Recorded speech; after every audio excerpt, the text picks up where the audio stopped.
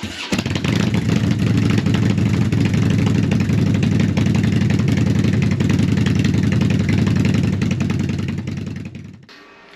happening, everyone? Welcome back to the channel, welcome back to Rolling Through. It is cold in this garage and it is cold here in the UK. So I just want to, before we get into the video, I just want to say thank you for the last few videos and the interaction, the comments and all the really nice things that people are saying. So it's quite humbling and it just spurs me on to want to do this channel a little bit more. So yeah, in today's video I'm going to talk to you about my 5 tips to store your motorcycle during the winter. So if you're not riding it through the winter, I'm going to give you 5 tips on what to do and why you do them. So yeah, hit like, hit subscribe, let's keep growing this channel because it's a lot of fun. Right, let's get into it.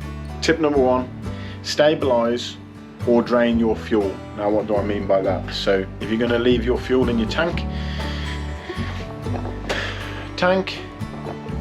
if you're going to leave your fuel in your tank, then make sure that you fill it all the way up to the top and you add some stabilizer. So fuel stabilizer will basically stop that fuel from becoming contaminated and causing you issues inside your tank. So probably a lot of you aren't aware that fuel that's left in a tank for a long period of time, it's going to cause you issues. It's going to start to rot the inside of your tank. So adding stabilizer to a fuel tank that is full will definitely see it through winter. That will be a big suggestion of mine. The other thing that you could do is to empty all the fuel out. So if you don't know how to empty all the fuel out, then run it dry. Go and have a really nice ride and run it until it is pretty much empty or thereabouts, or drain the fuel.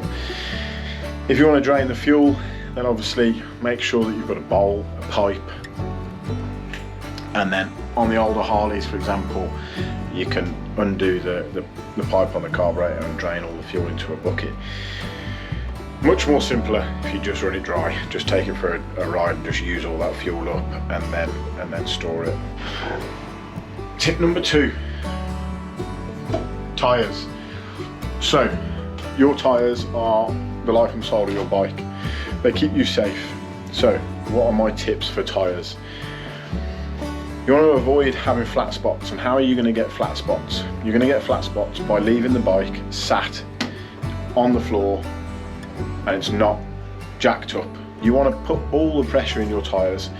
You want your tyres to be OE spec in air, so you want to make sure that you've got enough tyre pressure inside your tyres and ideally lift your bike up off the floor. That's going to stop you from getting flat spots. It's also going to stop you from getting perish tyres, so around your side walls. If I show you on this bike, on the side of this tyre, you're going to start to get perishing around the outside, perishing on the edge of the cords here. You want to avoid that, and you can avoid that by lifting the wheel up off the floor. Tip number 3, battery. So your battery is an expensive bit of kit and you want to make sure that your battery's health is ready to go come spring when you get back on your bike. So your battery, like here, disconnect it. So you want to take the live off if you can, if you know how to, or you can access your battery, and then you want to fit a trickle charger, so a slow charger, a charger that is going to keep your battery's voltage at its absolute optimal voltage. If it starts to drop, it's going to start charging it back up again. You can get smart chargers for motorcycle batteries online, but I'll link one down below. Again, not sponsored. These are just things that I use that are cost effective, that will keep you motoring and it will keep you from spending more money come the springtime. So battery chargers, I use the Clark Intelligent Charger Maintainer IBC2 6V to 12V. Got it from Machine Mart.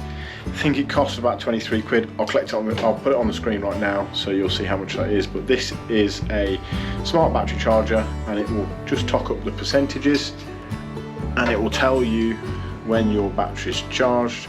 There's different modes for it. You can change it from 6V if it's a 6V battery for like an old convertible car or a really old motorcycle. Yeah, what a wicked bit of kit, so definitely recommend. Next tip, change the oil in your bike. If you've been riding it all summer and you have done 5 to 10,000 miles, whatever it may be, depending on the bike, and you haven't serviced it yet, then service it before you store it for winter. I would always, at least at a bare minimum, change the oil and filter. Oil will contaminate, it has contaminants in it. If you've been riding it around for several thousand miles, all those contaminants are going to be inside your engine. What you don't want to do is get them all the way to the bottom of the engine and they sit there, and then you turn the key come spring and you're just going to send shards of contaminants everywhere, maybe bits of metal. If you've got, you know, an issue with inside your bike, you're going to collect all those things. Regular oil changing is absolutely paramount to the health of your bike. It's the same with your car. Change your oil, it will stop you spending more money. Next tip, last tip, chain. Look after your motorcycle's bike chain. If you don't have a chain, i.e. you've got a Harley Davidson and she's got a beautiful belt, then you don't need to worry so much about this. But what you do need to do for a belt, I'll fill you in a second what you need to do in terms of a belt, or checking a belt once you've come out of winter hibernation with your bike. But chains, you want to clean it, brush it again, clean it again, completely decontaminate your chain, and then you need to lube it, and if you can, cover it. So if you've got a chain, sprocket cover, that kind of thing, then cover it up. It will stop rust, it will stop lots of things happening to your chain that you don't want to happen.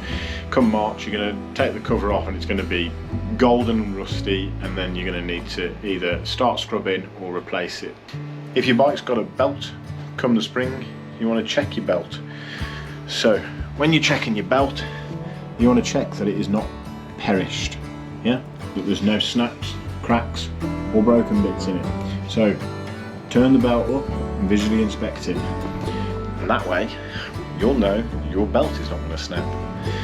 I hope you've enjoyed those 5 tips. What I'll do is I'm going to put it down in the description. I'm going to give you a little checklist with itemised parts that you can put in to your phone notes, whatever it may be, and you can go through your bike and make sure that your bike is absolutely ready for winter. Keep riding your motorcycle. I do, but if you don't want to, fair enough. Store it. See you on the other side of winter. Hit like, hit subscribe, drop me a comment, drop comments to other people if you think that you might have a tip that you can add on to this.